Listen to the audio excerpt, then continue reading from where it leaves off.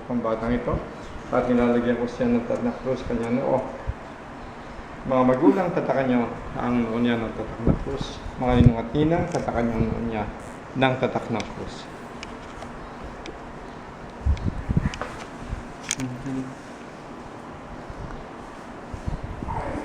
Ay. Ang mabuting balita ng Panginoon ayon kay San Marcos. May nagdala ng mga bata kay Jesus upang hilingi patong niya sa mga itong kanyang kamay, ngunit pinagbawalan sila ng mga alagad.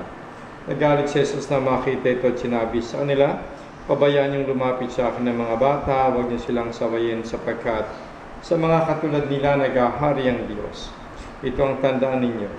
Ang sinumang hindi tumatanggap sa paghahari ng Diyos, tulad ng isang maliit na bata, hindi mapapabilang sa mga pinaghaharian niya. At kinalong niya sa mga bata, pinatong kanyang mga kamay sa kanila at pinagpala sila. Ang mabuting balita ng Panginoon. Napuri ka na ang Panginoon sa Kristo. Mga kapatid, halina't lumuhod sa pong may kapalo pang magili niyang kalingayan ng batang ito. Ang mga magulang ninong at ninang at ang buo niya sa bayan ng banal at itong tutugon, Panginoon, dinggin mo kami. Panginoon, dinggin mo kami. Para sa banal na sambayanan sa ating lupain, upang sa pamatnubay ni Pedro Pastol na banal at ni Pablong tagapangalan, masipag niyang may palaganap ang magandang balita sa ating kapuluan at sa iba't ibang bansa. Manalangin tayo sa Panginoon.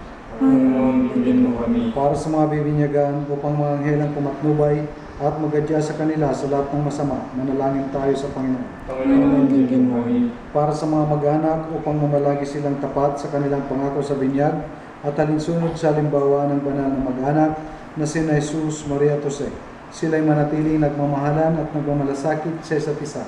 Manalangin tayo sa Panginoon. Panginoon, dinggin mo kami. Para sa mga ninong at ninang upang sa patnubay ng ating patrona, ang Nuestra Señora del Carmen, magampanan nila ang tungkulin, tuwangan nila ang mga magulang sa paghubog sa kanilang mga inaanak. Manalangin tayo sa Panginoon. Panginoon, dinggin mo kami. Para sa lahat ng binyagang naririto upang katulad ng lahat ng mga banal, makapamuhay tayong matapat sa ating pangako sa binyag. Manalangin tayo sa Panginoon. Panginoon, dinggin mo kami. Ama na makapangyarihan, kung saan ka nagmahal sa amin, kaya sinugo mo iyong anak,